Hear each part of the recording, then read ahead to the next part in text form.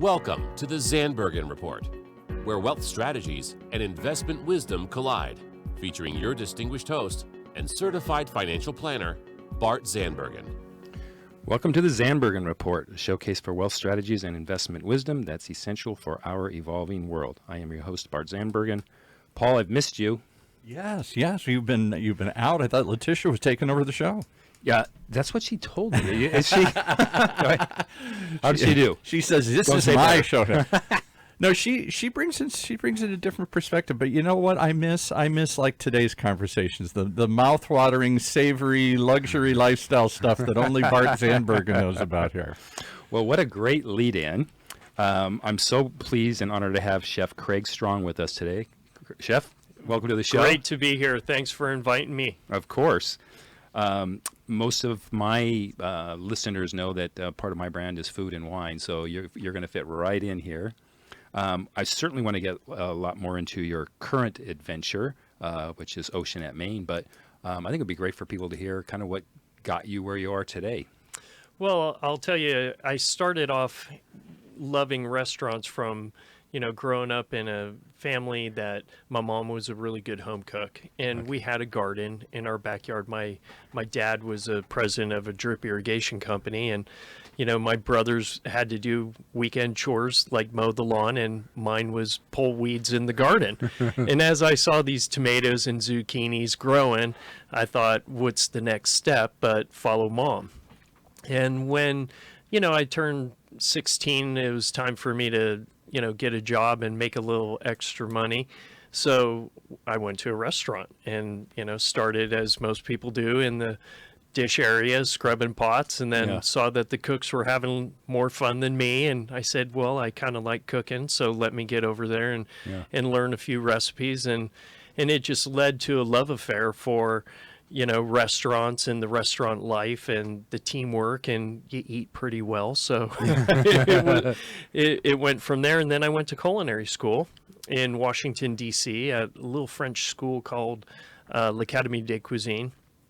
And then I spent about 25 years in the hotels, 15 with the Ritz-Carlton all over the world, mostly on the East Coast and Europe, and then came back here to California back in 2000. And then the Montage down in Laguna Beach picked me up. Yeah. And what a great job that was. I mean, just, working at Studio Restaurant is one of the best places in the world. Yeah, 5-star restaurant. And I spent almost 9 years, almost 10 years as the executive chef of that restaurant until I opened my own place last year, almost 1 year. It's almost a year, right? Yep, October 5? Yeah. Okay. All right. Where in that process did you decide, hey, I need my own deal?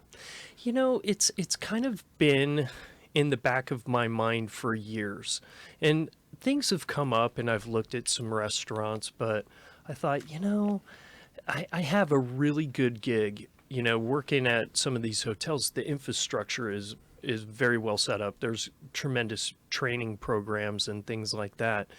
And there's pros and cons to both, of course, right? Sure. Owning your own business is, as you've had many guests on, have explained the woes. But there's also tremendous freedoms and challenges that I think if I didn't do this, I would have some unsettled wants and desires that you can only satisfy by being an entrepreneur. Mm-hmm. And I found this building in Laguna Beach that has, a beautiful patio with a water feature in it. It was the first bank of Laguna Beach, so there's history dating back to Is that how it started? It was the first bank back from the 1940s. Oh, wow. And it's been through a couple different businesses, and then most recently... Yep, it turned into a restaurant, and I thought, it's got a great bar area, it has an open kitchen, it has this great patio, and I thought, if things line up correctly, then maybe I should take the leap. Yeah. So last year I did. Wow. Any looking back? No. No. I have plan A and plan A. I love that. There is no plan B. So what So now you're a business owner. Is this your first experience as being a business owner? It is. Yeah. So what were some of the challenges that you faced? Well, it's wearing a lot of hats. There's things that you're exposed to when you run a restaurant. You're the executive chef of a hotel. You're exposed to things of, human resources and payroll and engineering for equipment that breaks. But it's much more involved. It's amplified when the buck stops with you, and there's less resources to draw from. So you have to learn some new skills. And I know more about engineering now than, somebody gave me a gag gift as a little tool belt before I left the montage. And they said, you're going to need this. And boy, I think I've worn out some of the tools already. It's kind of fun. Now, I've often thought myself, and then with people who I've interviewed, we go to school, we go to training for our trade. Me for an advisor, you as a chef, an attorney, a CPA, doctor, whatever it might be. But then when you put out your own shingle, it's not in most cases where, wow, look at all the business running in the door because I put out a shingle. It's, no, I'm running a business and I have to learn all the different aspects of it, which it sounds like you got kind of a fire drill on that. Yeah, absolutely. It's it shows you the importance of many different things on marketing, on how to manage your staff, the hiring process, which is you're starting from scratch. So there's a lot to do, and then the philosophies of what do you want to be known for. Mm-hmm. It's not a brand that's already been established. You're creating your own brand. And the values and the things that you want to put out to the world need to be clearly defined. So I think that, those kinds of things are important first steps. Yeah, yeah. How much of that did you either hire or contract out, and how much of it was just your own experience and experiment? a little of both. In fact, it's still a work in progress. Yeah. I think, it'll always continue to refine. Yeah. That you take broad strokes at things, and there's things that I believed in over many, many years of, the training that I grew up in and how restaurants were run or managed by chefs back in the 80s, 90s, and how times are changing. The workforce is changing. The things that are tolerated are changing. And if you want to be somebody who's effective as a leader, you need to change with the times. The generation now that is coming into the workforce have different goals. They have different minds. They grew up with the technology that has just changed their paradigm. And if you want to be able to be effective, you have to change the methods of how you mentor these people to keep them highly motivated. Yeah, sure. So I was going to ask about technology. I'll do that in a minute. Let's get more into the food stuff. What do you have? No, I've been to your restaurant probably 6 or 7 times since you've been open. And everyone that I've ever taken has just loved it. And just randomly, a couple friends of mine from the gym went the other day, and they asked me where we should go, and I recommended it. And they went on a Sunday evening. You're welcome. And I was happy to report how happy they were. Because you always wonder sometimes whether you refer someone to an attorney, to an advisor, or to a restaurant, like, oh my gosh, I hope they think as highly of it as I do. And, it's a reflection of you to a certain degree. And they came back. It was just like spot on. Oh, good. So with that said, do you have a specialty like yourself that you really like, a style that you like to do? I mean, seafood, what you prepare at least on the menu is the way I like to eat, was just like, seems to be really clean. I like the fish, like clean, a vegetable. And then you have some fun stuff like the cigars. I'm glad you brought those up. And that's exactly how I want people to kind of think of what I do. It is clean. There's things that you learn at a classic French cooking school that I went to. And the French base their technique on, time-honored traditions, but there's a fair amount of butter and cream added to it.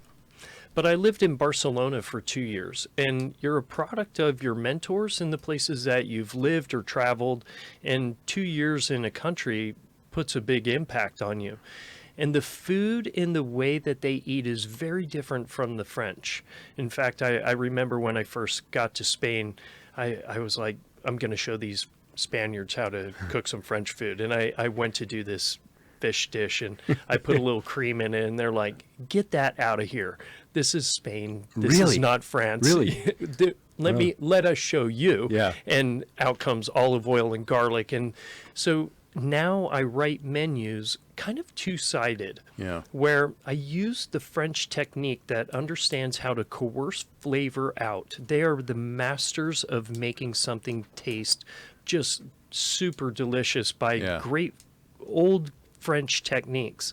And then I use Spanish mentality of this Mediterranean kind of diet that's olive oil based, and I mix them together in a California style that has a little bit of humor behind it and fun that I think, people here in California, they want it to be delicious, but they want it to edge on healthy. I mean, especially Southern California, they want it to be a little bit more health centric, and that's what we do. Except for Paul. Paul goes all in. Okay. We have a couple indulgent dishes for you, Paul. Don't worry. It's not bean sprouts and avocados only. Okay, I can come and eat there. All right. And Paul mentioned earlier when we were joking around about edible art, and I think that's a great statement because the presentation of what you call your cigars was so awesome, and it tasted so good. It's not something that I'm going to eat on a regular basis. I think it probably falls somewhere in the middle, maybe to the left of the health central. Yeah. But boy, was that good. And it came out looking so cool. So, Paul, it was I don't know if these were custom made, but it was like an ashtray. There was 4 of us at dinner, so 4 cigar-looking rolls. And I assume they were deep fried. I didn't think about that when I was eating them. And then short ribs inside, and then a sauce that made it look like ash. That was a horseradish sauce. Right? Yes, How cool exactly. Was that? It was so cool looking and even better tasting. Yeah, it tastes delicious, but there's a little sense of humor behind it. There's your humor. Yeah. And it's, look, you want to look beautiful, of course. Yeah. And have some kind of creativity in the presentation. But at the end of the day, if it doesn't taste delicious, then you've missed the mark. Yeah. So that's really the goal. It's got, ultimately, the weight of it falls on the taste. Yeah. And then let's make it look beautiful as well. Yeah. Do you have wine training as well, or did you hire a somm or a wine expert for I the do restaurant? have a little bit, but it's pretty basic compared to our sommelier, who we do have on the floor. And she's a great woman named Kristen, and she's put together our whole beverage program. The cocktails, we have amazing bartenders who are totally into, all the syrups that they're making and the bitters that they have and the little garnishes that are kind of fun, like, smoking's banned in Laguna Beach. Yeah. So hence we have the short rib cigars, and we have another cocktail called No Smoking in Laguna, and they burn a little piece of sage as it's coming out, and it's just being silly and having fun, but we're being silly, but we're serious about what we do. The execution of it and the taste has to be perfect, but let's have a little fun at the same time. Yeah, it's got to be fun. You mentioned something I never really had thought about with regards to restaurants or cooking, but technology. Has that really changed your industry at all? Well, for sure. There's things that are constantly evolving, like, sous vide cooking, where people are vacuum sealing in. And of course, it's been around for, a little while, but it's certainly not part of classic cooking. The way that we have our payroll or accounting is, now the systems are much more robust.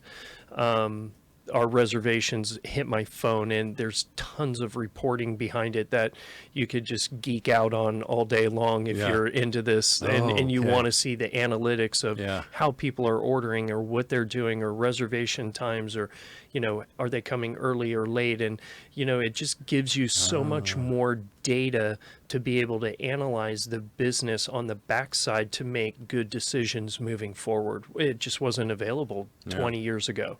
That makes sense. So as a business owner, from a staffing perspective, from a workflow, I would absolutely. The analytics of, your labor costs, your food costs, which are your two biggest driving factors nowadays, the way that things are reported are in real time. I mean, I can literally watch the revenue coming through on my phone. Yeah. I can see the hours that people are working on my phone constantly, and it's it's a little addictive that while you're as an entrepreneur, you think of these things now. It's real. It's more real, and that it's real time. You can be so much more responsive. Yeah.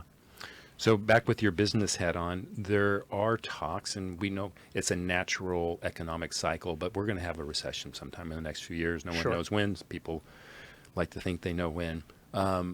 You ready for it? And how do you get ready for it as a restaurant owner? People still need to eat. They do. But I think, as any business, price and value will always be very important. And the thing that we wanted to do at Ocean at Main is instill a great sense of value to people in the area. So 25 years of working in luxury brand hotels, I understand how to get the refinement of a very high-end dinner. And the issue with that could be you pigeonhole yourself into a special occasion only type of restaurant, which would maybe be a little bit more prone when people are price sensitive. But with Ocean at Main, the whole idea was not to try to create something like that, but as opposed something that's more family friendly. I mean, I have a kids menu for my 6-year-old daughter, but it's a range of things that offer accessibility. It's things that I get to showcase a different side of me. When you work in a 5-star restaurant, you're kind of pigeonholed into one kind of restaurant. But chefs eat all kinds of things. I don't eat just fancy schmancy stuff every day. I eat tacos and pizza and burgers and sandwiches and salads and, a wide range of stuff. And I love those foods, but I've never been able to showcase them before, where now I get to, and the advantage of that is it also gives you a range of price point. So you have people who come in on a Saturday and it's date night and they want to do 3 or 4 courses and kind of order maybe a slightly more expensive bottle of wine. But if you come in on a Tuesday, it may just be, I want to go there because I want the convenience of not having to cook at home. And I don't really want to blow my budget. I just want to have a simple, nice Tuesday dinner and get up early like you do and go to the gym at 5 a.m. So it's the same guests, but sometimes they eat a little bit differently. And having that range of accessibility, I think, helps keep you away from some of the woes that you might feel in a recession, because people feel like they can still afford to eat and go somewhere really nice. And if they feel like the quality is of a 5-star chef who's going to be passionate about doing even a chicken sandwich, it's going to be extraordinary because there's passion behind it. Yeah, great answer. That's the idea. Great answer. Do you have a favorite cooking show, or even better, cooking movie? Or cooking-based movie? So I will tell you, my favorite movie, there's a couple. Ratatouille comes right off the top of my head. And so my daughter, my wife brings home a dog for my daughter and me, and it's this little Jack Russell. And she's a little wiry-haired dog. She's like, let's call it Truffle or something. I'm like, that dog looks like a rat. We should name it Remy. It's the rat that everybody falls in love with at the end of Ratatouille. Yeah. So that is awesome. So our little Jack Russell is named Remy. Remy, that is awesome. I love Alton Brown. I love his Good Eats because it talks about the science behind cooking and the why of cooking. How, I always said if I ever do a cooking show, I want to do the why and spell it just the letter Y, so that people understand why a recipe works or doesn't. Not just here's step by step, but maybe a little bit of the chemistry behind it. Okay. With that said, do you have, no, I don't want you to give away all the secrets, but is there 2 or 3 like basic things if someone's cooking at home, like Paul wants to impress his wife, you would give him a couple of tips to say, hey, Paul, this is how you do it. This is a super simple dish. You're going to floor her. It would start by me cooking. Maybe Paul's a bad example. Mine should have been me. You need to have understanding. I think something that's really important to understand is a sweet-sour balance. That is really important. So if I could give any number one lesson, it would be to understand sweet-sour balance. And that is the backbone of what I would summarize the many, many years of French training. Is the French understand how to coerce the flavor out of vegetables by slow, easy cooking, and then counter it with vinegar or wine or something like that. And all recipes have this kind of balance of sweet and sour. It could be chocolate and raspberry, or it could be wine and onions and carrots and celery. Those kinds of things, understanding that as a backbone. You need to have a couple good sauces in your back pocket, and those are the backbone for it. Yeah. You need a couple simple chicken dishes.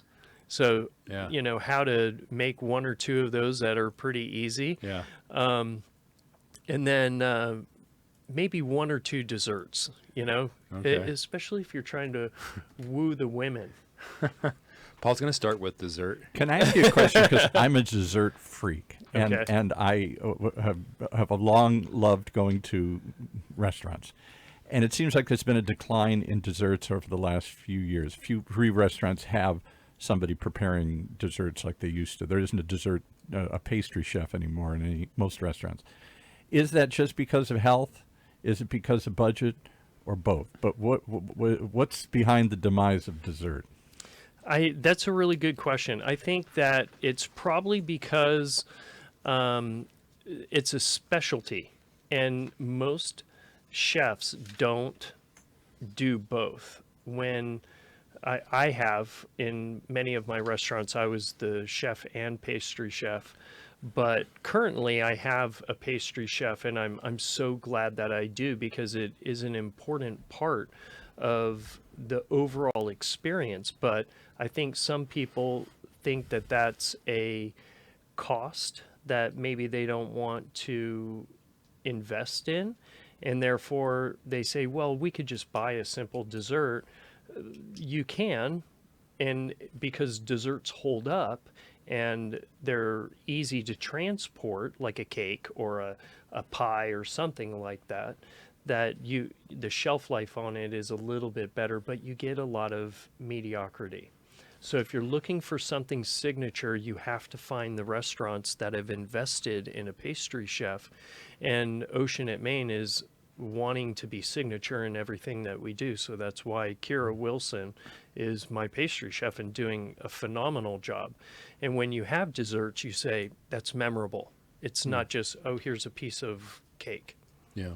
And it seems like such an easy add-on for the server and everybody else. Again, you're trying to enhance the experience so they walk away going, wow. Yes. She wants that one little sweet thing at the end there, specialty. You can then sell coffee, wines, liqueurs, other sorts of things with it. And most restaurants, just an afterthought. And it almost seems like also they're trying to turn it over so quickly. They want to get you that. They don't want you to savor that extra 20 minutes or 15 minutes while you're having dessert. They'd rather turn the table and try and get another course in. And I think you're right that some people do that as a strategy of trying to turn the tables, but I am a big fan of selling the experience. Yes, you might get the check average up a little bit, but for me, it's better to sell an experience where people walk away and then want to share that experience with some of their friends, saying, this was extraordinary, you need to try Ocean at Maine, go to this restaurant, they're hitting it on every level from the beginning to the end, including the dessert. Love it. Love. I applaud you because I see so few doing that. Hey, Paul, would it surprise you that Craig and I have a lot of things in common? So we both. So yes or no? No. Okay, good. We both live in Laguna. We both have a young daughter. We both are. This is hot off the press news, right? It's not really public yet. Should we? Oh, should we share the? Yeah. Okay. 'Cause Share it. she's been a guest, but we will be in the October edition of Modern Luxury Magazine under their heading. Ready for this, Paul? Men of Style. Ooh, well, where else would I look for you? I wouldn't look for you in the second-hand part of the thing here, or the. And then even more fun, we're both involved with the Newport Beach Food and Wine Festival that's coming up October. Oh, your anniversary, a restaurant anniversary, the weekend of October 5th. I'll be there on the 6th. So share with us what you're doing there exactly. So one of the dishes that I've just totally fallen in love with at Ocean at Maine is this braised beef short rib that's braised with Thai spices. Ooh. So there's green curry and galangal, it's kind of like ginger, but much more floral. Lemongrass, lime juice, coconut milk, where you basically make what's called a tom kha soup. And you pour it over these browned short ribs and then cover it and very slowly cook it in the oven till it is just falling off the bone, super tender. And then we serve it with this stuff called forbidden rice. So forbidden rice is a rice from China that was only allowed to be eaten by the emperors. It's actually dark indigo purple. Oh, wow. It looks almost black. Yeah. Very, very healthy, really nutty, and then we do like a Thai vegetable salad with it. Wow. So it's got spice and flavor and acid and some good stuff. That's going to be pretty amazing. Yeah. We might might sneak in a dessert if we may add on a dessert. We're all us forgotten dessert lovers here. All right, I can see we've blown through our time here. So let me ask you my final thought question, which is, what has been your ultimate lesson learned in is it 25 years as a chef now? Yeah. Well, it's the spirit of hospitality is really what you need to embrace. That, what we do is just take care of people. You want to serve people by helping them grow financially. It's what brings you joy. It's your calling. Doctors like to heal, police and military like to protect. Chefs and people in the hospitality industry, we like to serve. We like to throw parties. And looking for opportunities to just blow people away through food and beverage is really what brings joy to me. Yeah. That's amazing. And you do a really good job at it. Thank you. Before we close up, how can people reach you, make reservations, learn more about you? We're on Open Table. You go to Ocean at Maine. So we're on Ocean Avenue at Maine Beach in Laguna Beach, California. So 222 Ocean Avenue, Laguna Beach, California, 92651, or visit our website, Ocean at Maine, and there's a widget you can click on to Open Table, and we'd love to see you. Awesome. Great address, too. I'm hoping Bart's going to invite me over for some of those cigars. All right. Just ready to close out. What's your guilty pleasure? Oh, my goodness. Tacos, probably. Tacos. All right. I'm Southern California. I live on tacos. All right. I want to thank everyone who has tuned in. We look forward to being in studio next week. Cheers. Thank you. Tune in next week for the latest edition of the Zandbergen Report, Tuesdays at 2 p.m. Catch up on our recent shows by visiting bartzandbergen.podbean.com. The Zandbergen Report is also available on iTunes, iHeartRadio, and Spotify. Interested in being a featured guest on our show or have a question you'd like to hear us answer? Email podcast@bartzandbergen.com. Bart A. Zandbergen, CFP, and Letitia Burbaum, AIF, are registered investment advisors with Optivest Inc. and registered representatives with Gramercy Securities Inc., member FINRA and SIPC. Investment advisory services are offered by Optivest Inc. under SEC registration.